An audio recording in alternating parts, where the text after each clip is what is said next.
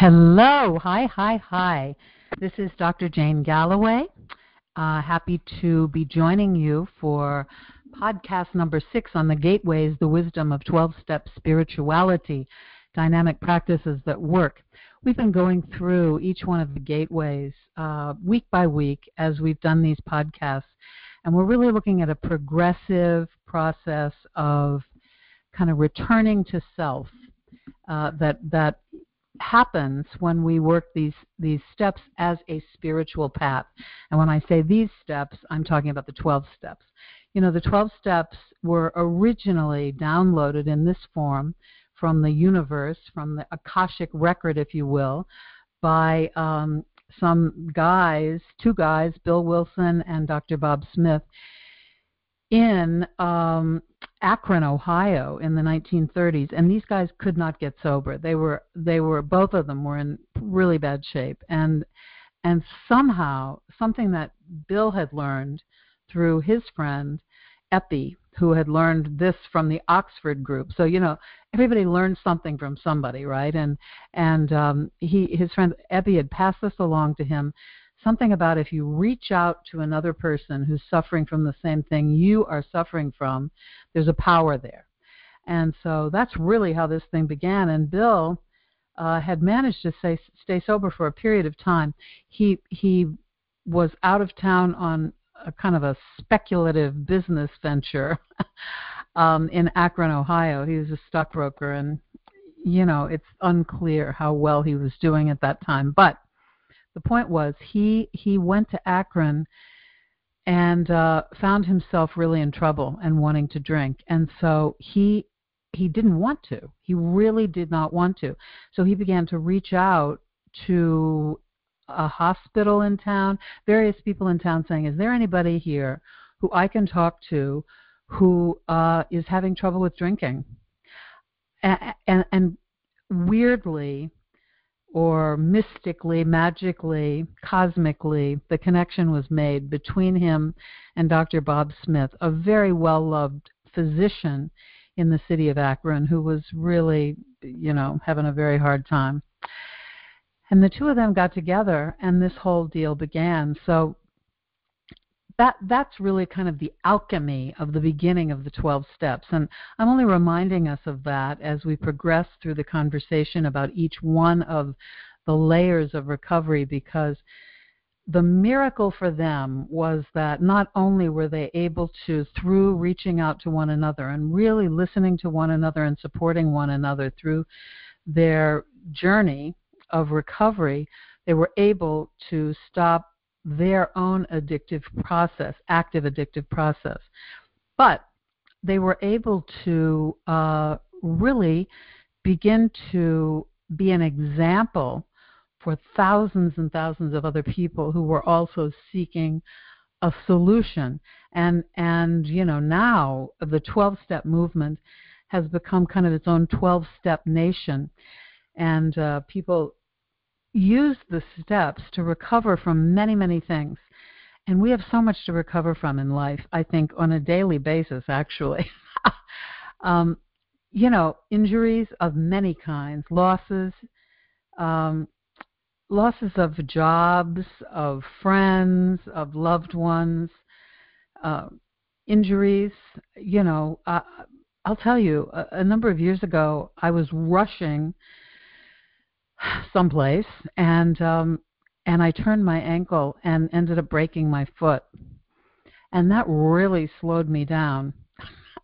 And I'll tell you, it wasn't my idea of how I wanted to be spending that particular period of my life, walking around in this gigantic boot that really, it protected me so I could walk. But, I was in a lot of pain. And so there's recovery on so many levels from so many things. I think we have to recover from broken hearts. Sometimes, the sweetheart of our choosing is not the sweetheart who's choosing us.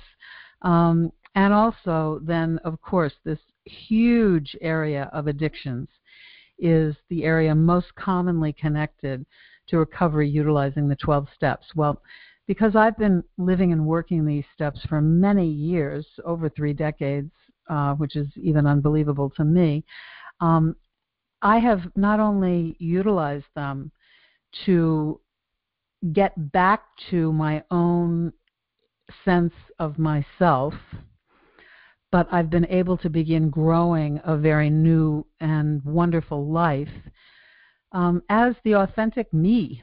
And through the process of all this, I also began to realize that these steps are really a universal spiritual path beyond just the recovery element of it.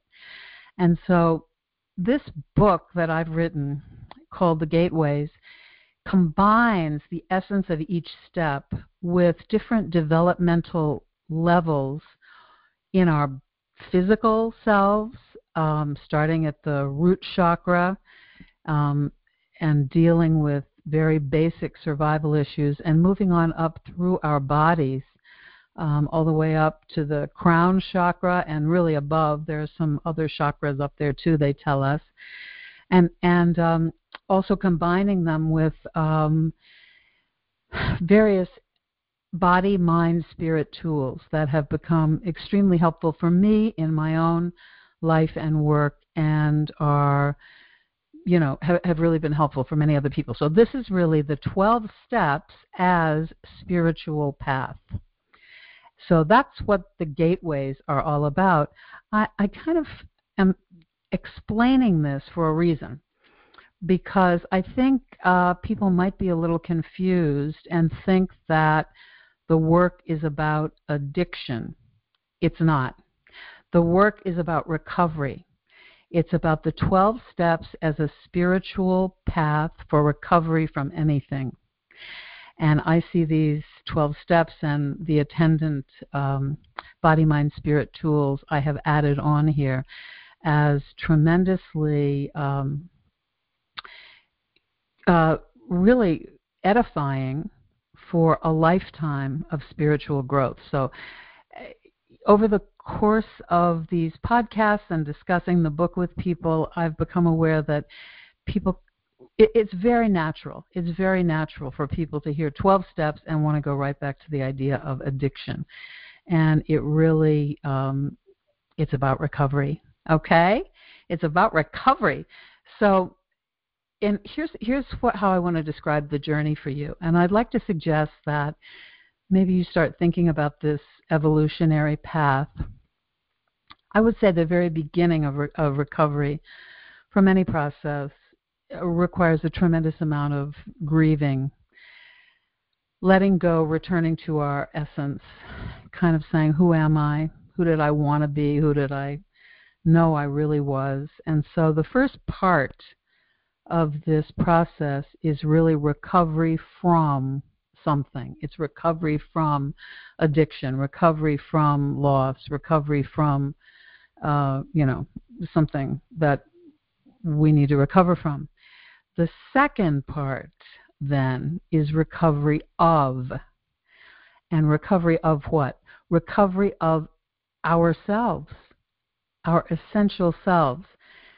When we come onto this planet, I'm sure most people have seen a brand new baby or had something to do with a brand new baby. And it's so amazing to realize that a brand new baby has its very own energy and way of being in the world that's very, very particular and individual. And so that essential self, that isness of who we are, is who we return to when we finally get down off the limb of wherever we have found ourselves, when we find that we're in need of recovery. So we recover from the wound, we recover from the addiction, and that's really a process of these first, I would say, 6, 7, 8, 9 steps. And then we recover ourselves. So it's recovery of ourselves. And then the third part of that process is recovery for a purpose, a higher purpose. And this is the exciting thing about working these steps and the various tools that are part of the gateways. We really get the kind of support in the physical, the mental, the spiritual, diet, nutrition, exercise, yoga, essential oils, meditation, chanting, praying, however you may need to be supported spiritually. You can kind of get an idea how you might be able to use some of these things from reading the book or from accessing some of the tools or kind of schedules in the back of the book. Okay? So this healing process is one that really allows us to then get in touch with not only, oh, wait a minute, that's who I always was. Wow, that's me. How cool is that? I'm back to me. And then when we're back at that place of being that essential me, then we can really recover for a purpose, a higher purpose. And I think really what I would suggest and what I've experienced is that higher purpose correlates to whatever that original calling is/was that was discernible in that infant. So this is a pretty amazing process. Step 6 is one that's often kind of lumped together with step 7. It's a waiting step, a readiness step. And when they began putting the steps together way back in the day, they actually had only 10 steps.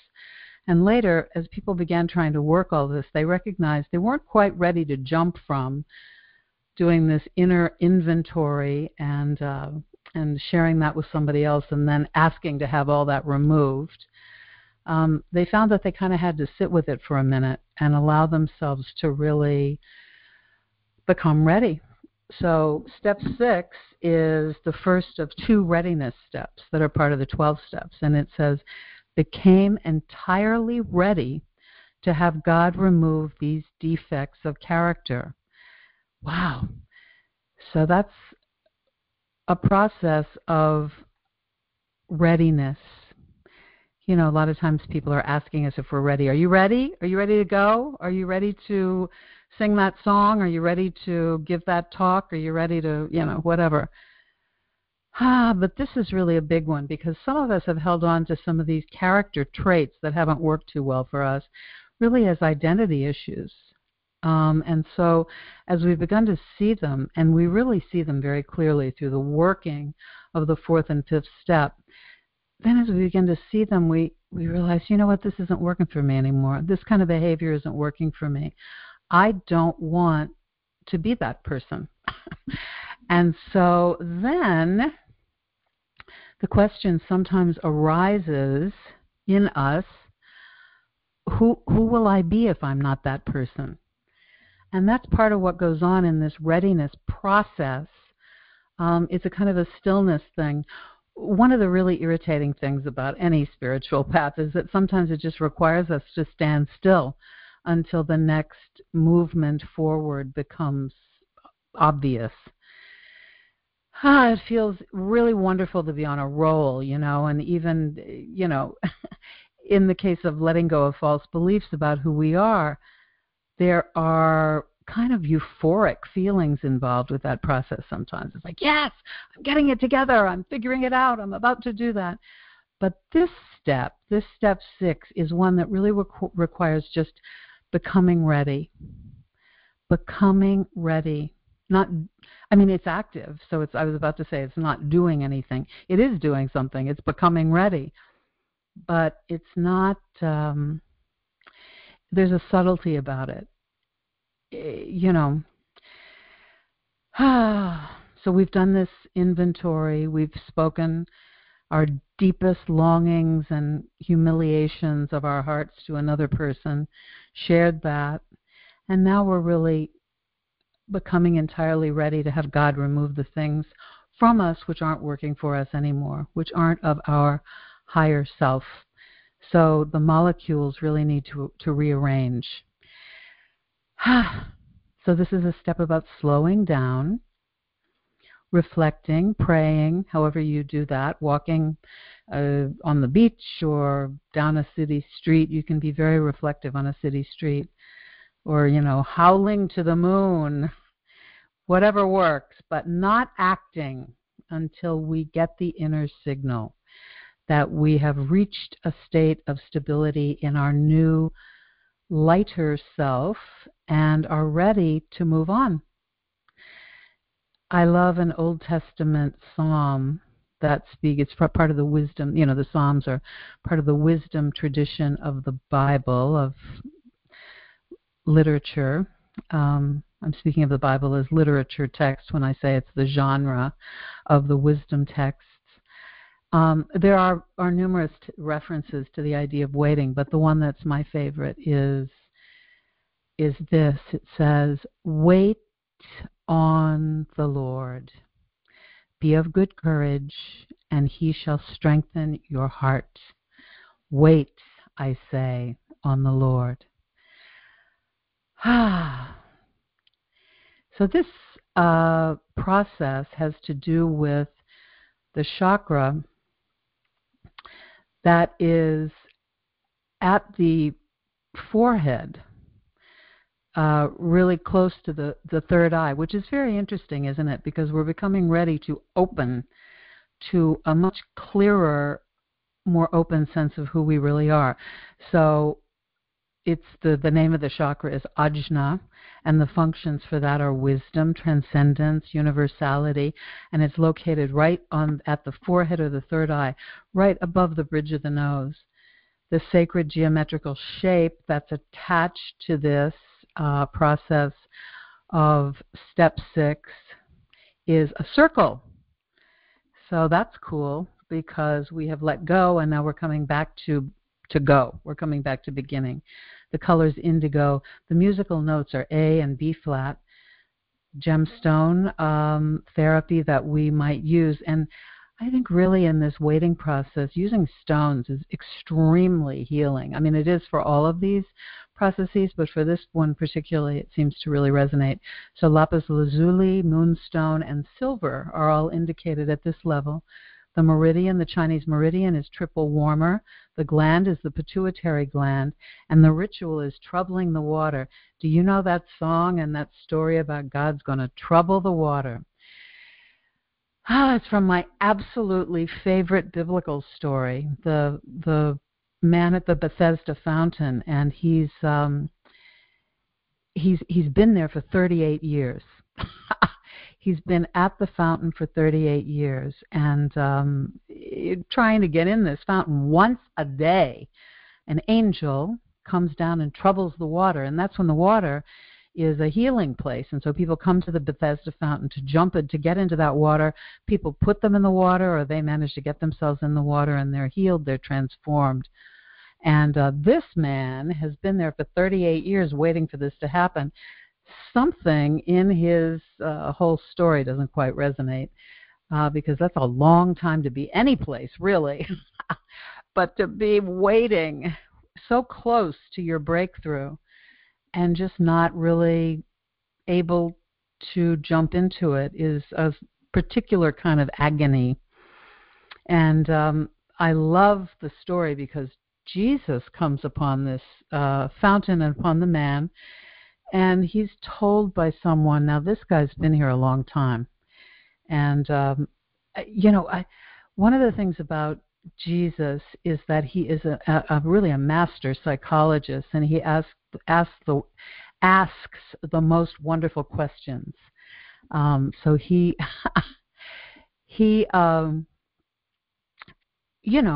comes upon this man, and the man starts telling him his tale of woe. He starts telling him, I'm in this fountain, and I'm here, and I've been here for 38 years, and every time the water is troubled, I can't get anybody to put me in, and I never, ever manage to get in there. Now, you can imagine that this is really a set point for this man. He has set up more than shop. He's set up his whole life in that location. Probably people drop off messages. Well, ask him. He's over there at the fountain, etc. So he tells Jesus this story, and I always envision a pause, which is very perfect for this process that we're in with step 6, to this becoming entirely ready. So Jesus asks him the essential question, and he says, "Do you want to be made whole?" And in that next moment, I really always feel a dynamism, really an amazing power, as this man has to confront his own inner, his own inner self, but certainly his own resistance to change, his own maybe fondness for the identity of being the poor guy at the fountain who nobody will help in there. The thing is, I've heard many times that the role of victim is a self-casting job. So in other words, we get to decide if we're going to be the victim or if we can kind of be the victor over our circumstances by understanding them better. So he's pretty much put himself in this victim role. And so Jesus says, do you want to be made whole? And that's really, I think, the whole question. And I think that's what we're asking ourselves in this 6th gateway, the 6th step, etc. We're really asking ourselves, do we want to be made whole? And if so, we then ask God, humbly ask God, to remove these character traits. Now we do that really actually actively in step 7. So this is just becoming entirely ready to do that. Okay, so this is step 6. Remember, so 6 and 7 go together, but this is just the readiness process. So can you feel the tension of just being in that moment? Do you want to be made whole? I'm asking you that right now. Do you want to be made whole? And what does being made whole mean for you? Psychologists talk about secondary gains that we have from certain situations which bring us pain or bring us difficulty, and we just complain. We're not happy or satisfied about them, etc. But a lot of times we have secondary gains from them. We're able to have the pity of somebody, and maybe somebody down the street always brings you a special sandwich because you're this poor person who nobody loves, and all these kind of things that we construct in our lives become secondary gains we receive from holding on to patterns which maybe don't serve us any longer. So I think in this moment of this 6th step, the 6th gateway, becoming entirely ready, to have God remove these defects of character is the language it uses. I'm not crazy about the idea of defects. I don't think anybody's defective, really. I think we make choices based on the information we have. So, I'm sharing the language because we are utilizing the 12 steps, but I just see them as compensatory tools that worked for us at one point that don't really work anymore. Okay, so there's a tension in this moment, and also kind of a poignancy. Let me see, am I ready to be made whole? Who will I lose in my life if I actually step up and say what I really think or what I really feel or who I really am? Will people still like me? Will I still have the same friends I used to have, etc.? So I'd like to share a ritual with you for this process, and I suggest that we're dealing with God troubling the water, right? That's the metaphor that we're using for this in this wonderful story of the Bethesda fountain. So I suggest that you get a pretty mat, some sort of mat that's maybe waterproof, and put a bowl of water onto that mat with a stone or two in it. And really just look at the beauty of that. There's just a beauty and simplicity in the very lovely presence of water and the natural stones in there. And then I suggest you get some pebbles. And, you can get these at a gardening store or whatever. If you're a gardener like I am, you have a million of them around. But so get a handful of these pebbles. Or crystals. Some places that sell craft supplies have crystal stones, that are man-made. Whatever you want to use. I think what we're going to do is just have a meditation or a contemplation on the idea of troubling the water. So as you're I think you should light a candle too. Light a candle, do a wonderful breathing exercise of just being here now. And then put a few pebbles into the water and watch how they ripple. Watch how the water ripples out.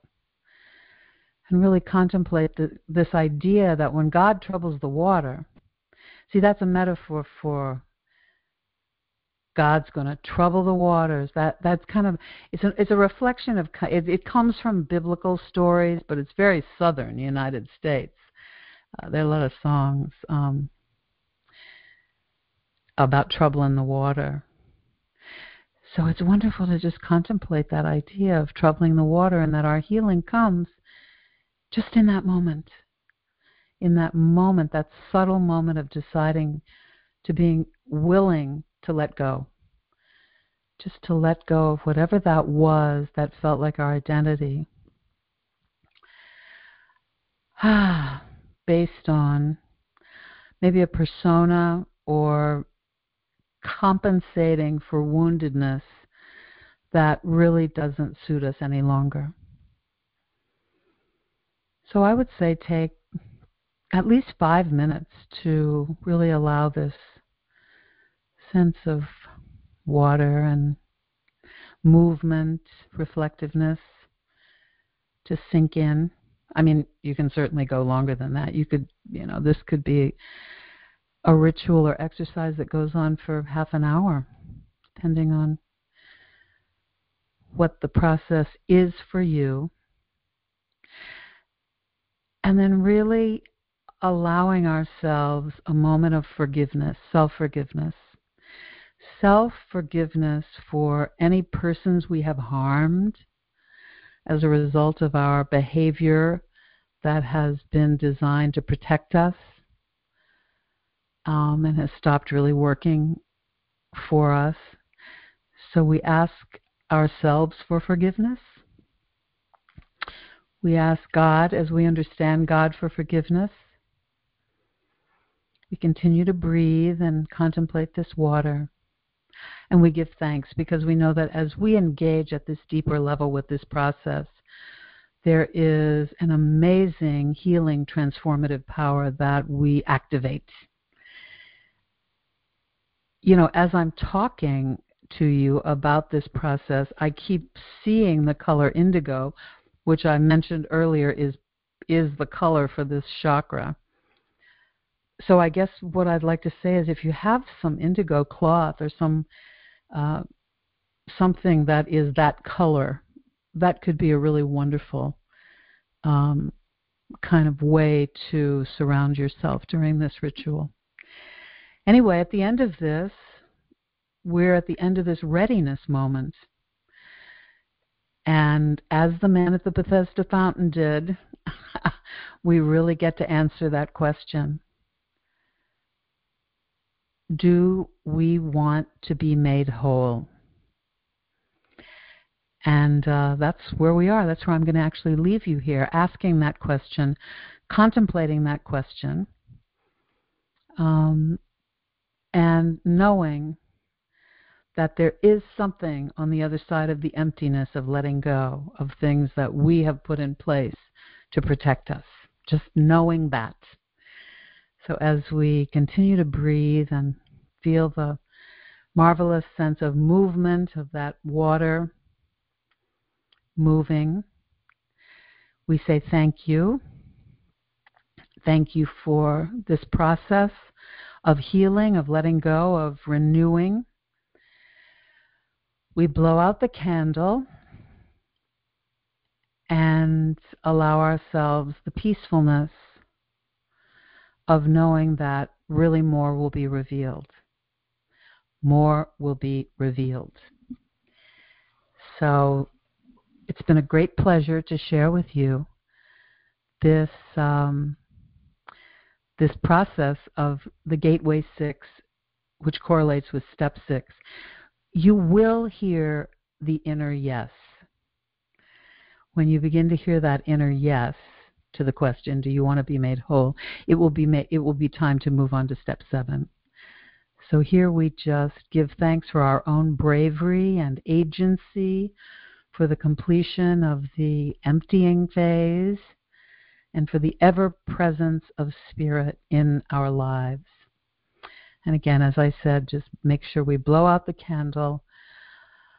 Allow your elements of the in-between to remain on your altar for as long as they hold energy. Then clear your altar and prepare to move forward. I look forward to talking about Step 7 with you, Gateway 7, in our next podcast, and I leave you with the question, do you want to be made whole? You can find these podcasts, the entire series, at sacredstoriesmedia.com, also on iTunes. You'll find both these and many other really wonderful podcasts talking about spiritual matters, all of us authors from Sacred Stories Publishing. So until next time, I wish you great love, peace, and self-forgiveness.